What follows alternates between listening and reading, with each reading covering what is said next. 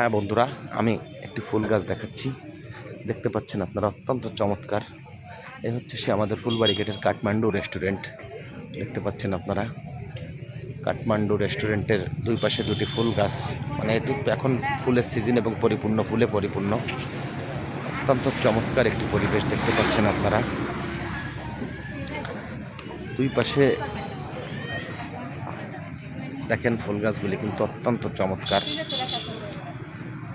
এত সুন্দর দৃশ্য আসলে যেটি ভিডিও করে না দেখিয়ে আর থাকতে পারলাম না, তাই বারবারই আপনাদেরকে বেশ কিছু ভিডিও আমি অবশ্যই এখানে এসে করেও ফেলছি।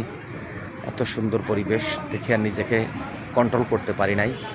যা হোক, কাঠমান্ডু রেস্টুরেন্টের দেখেন একটি ফুল গাছ, অত্যন্ত চমৎকার একটি পরিবেশ। এই একটি ফুল গাছ, অত্যন্ত চমৎকার একটি পরিবেশ।